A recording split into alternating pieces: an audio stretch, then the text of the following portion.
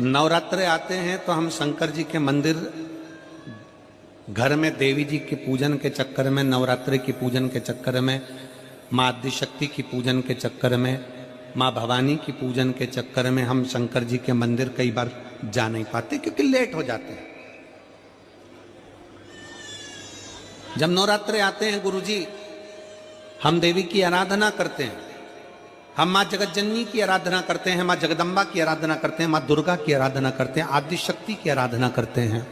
तब हम शंकर जी के मंदिर, कई बार घर में इतना काम होता है कि देवी का पाठ करो, पूजन करो, जोत लगाओ, ये करो वो करो, और उस चक्कर में हम मंदिर तक नहीं जा पाते। तो क्या हमको दोष लगेगा? तो क्या हमको दोष लगेगा?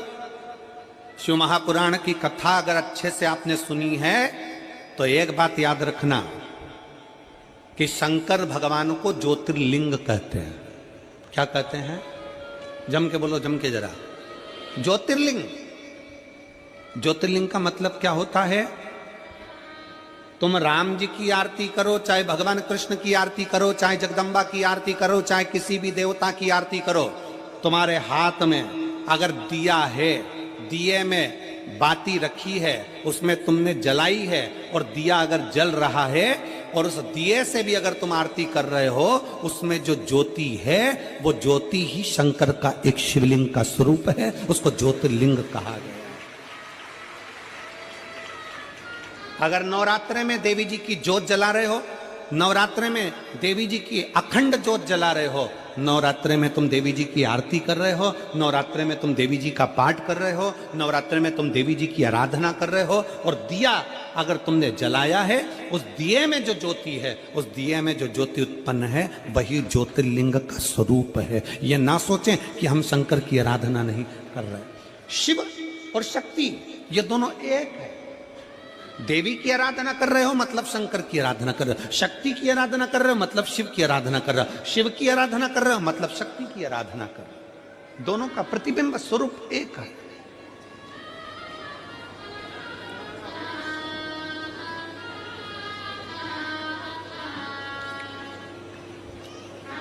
और मैंने तेरे ही भरोसे बाबा, तेरे ही भरोसे हवा बिच उड़ती जावांगी, बाबा डोर हथो छड़ी नावे कटी जावांगी, भोले मैं तेरी पतंग, शंभो मैं तेरी पतंग, हवा बिच उड़ती जावांगी, बाबा डोर हथो छड़ी में कटी जावांगी, भोले मैं तेरी बदन।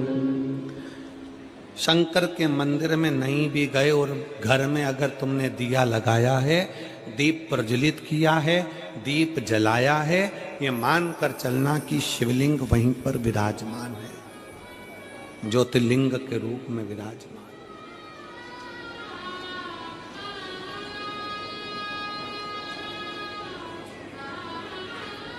वेश से और भाषा से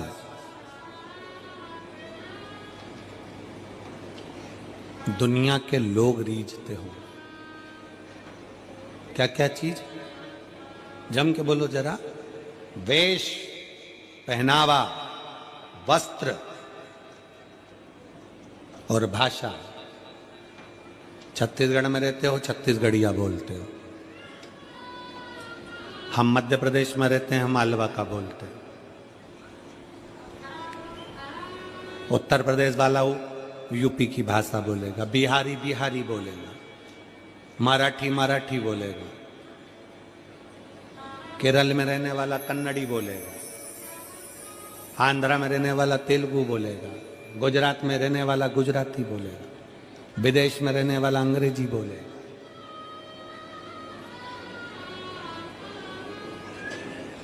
वेश और भाषा से दुनिया रीझती है, भगवान वेश और भाषा से नहीं रीझते, मेरे भोलेनाथ तुम्हारे दिल के भाव से रीझ जाते हैं।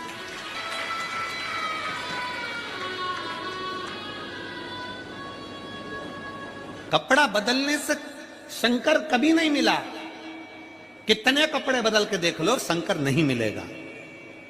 कलेजा बदल कर देखो, शंकर तुम्हारे सामने मिलेगा। कलेजा बदल कर देखो।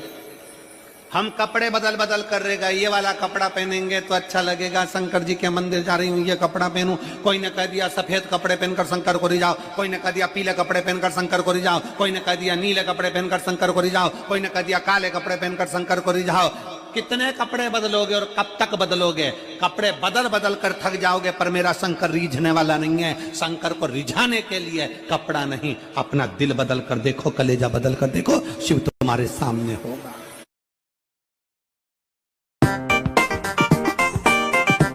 हम कलेजा नहीं बदल पा रहे, हम कब लेंगे?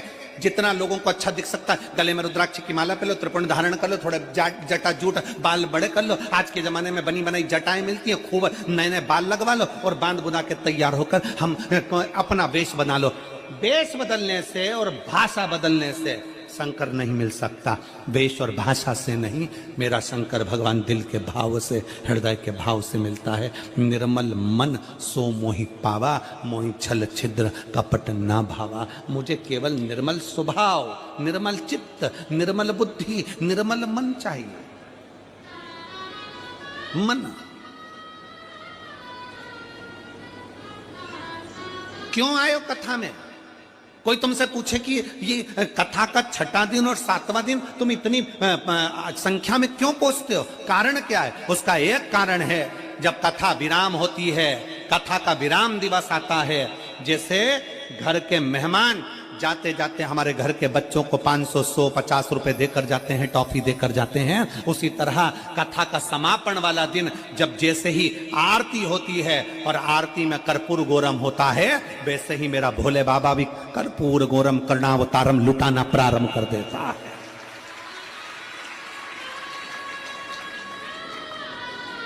क्यों विराम के दिन की कथा, समापन के दिन की कथा में लोग आस लेकर झोली पसार पसार के बैठते हैं?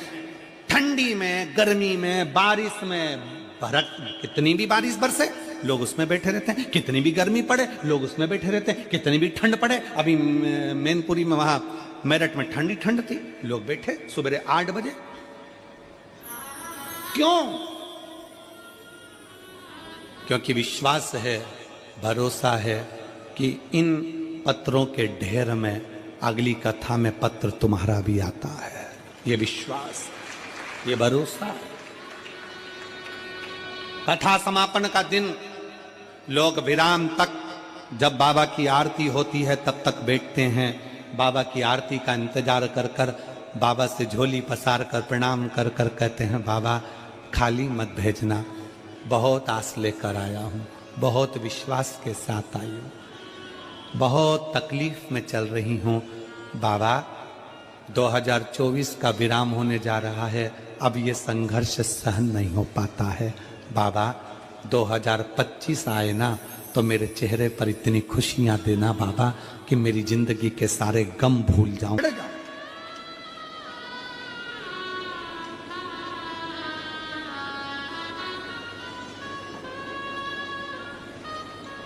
कल हम कमल देवांगन जी के यहाँ जब बैठे हुए थे, मिल रहे थे सबसे, तो कोई ने कहा था, गुरुजी हम देवांगन जी से बोलते ना तो ये कथा हम 2024 का एंड और 2025 का प्रारंभ, मतलब हम 31 और 1 के बीच में ले लेते। हमने उनसे कहा हम नहीं देते, क्योंकि हम 2024 का विराम भी हमारे कुबेर भंडारी के चरणों में करते हैं और प्रारंभ भी हमारे कुबेरेश्वर बाबा के चरणों से करते हैं।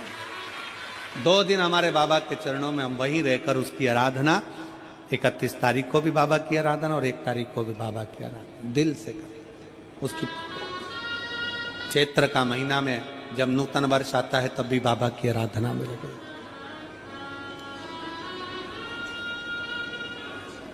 उसकी चौखट से शुरू।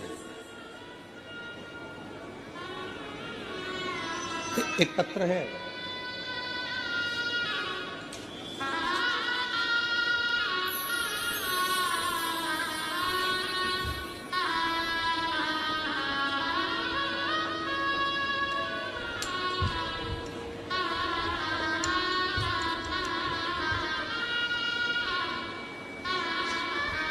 हे गुरु जी,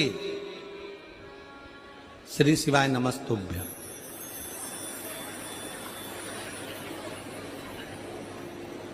पढ़ा रही हो कि डरा रही हो? है? श्रीमती आरती आदित्य, पति श्री अशोक कुमार आदित्य, गांव ओड़ेकेरा, जेजेपुर, जिला सत्ती, छत्तीसगढ़ की निवासी हूं। कहीं बैठी हो तो हाथ हिला सकती हूँ। अगर कहीं बैठी हो तो हाथ हिला सकती हैं। श्रीमती आरती आदित्य, पति श्री अशोक कुमार आदित्य, गांव ओड़ेकेरा, जेजेपुर, जिला सत्ती, छत्तीसगढ़ की निवासी हूँ। घर की आर्थिक स्थिति से मैं बहुत परेशान थी। मैंने पशुपतिनाथ का व्रत किया, 3 पशुपति व्रत किए, कुबेरेश्वर धाम पहुंच गई, क्योंकि मुझे लोग कह रहे थे कि तुम्हारी उम्र ज्यादा हो गई है और तुम केवल 12वीं पढ़ी हो। कहां बैठी है? हाथ हिलाओ बेटा, आ जाओ, आ जाओ, बेलपत्र ले जाना, आ जाओ। तुम केवल 12वीं पढ़ी हो और 41 साल की उम्र हो गई। कितने साल की? 41 साल की उम्र हो गई और 12वीं पढ़ी हो, तुम्हारी सरकारी नौकरी नहीं लग सकती। मैंने भी ठान लिया था कि सियोर वाला महाराज कहता है पंडाल में बैठकर मांगो तो मिलता जरूर है। और कुबेरेश्वर धाम जाओ, वहां से कोई खाली नहीं जाता। मैं भी कुबेरेश्वर धाम पहुंच गई और कुबेरेश्वर धाम पर जाकर मैंने बाबा से विनती करी, कंकर शंकर की पूजन करी। बाबा से कहा, बाबा भले मैं 41 साल की हो गई, 12वीं पढ़ी हूं, तो क्या मैं सरकारी नौकरी नहीं कर सकती? और तू है तो सब कुछ हो सकता है। थोड़ी मेहनत हाथ की, बाकी कृपा भोले नाथ की। और बाबा शायद दुनिया की पहली मैं कोई होंगी जिस 41 वर्ष की उम्र में सरकारी औषधालय में पीटीएस के पद पर नियुक्त हो गई। मैं बाबा को प्रणाम करती हूँ, मैं बाबा को नमन करती हूँ। ये शिव है। देवता का काम है भाग्य लिखना और मेरे महादेव का काम है भाग्य को पलट देना। देवता का काम है भाग्य लिखना, वो लिखेगा, विधाता भाग्य लिखेगा, देवता भाग्य लिखेंगे, पर उसको पलटने की सारी क्रमता वो शिव की है।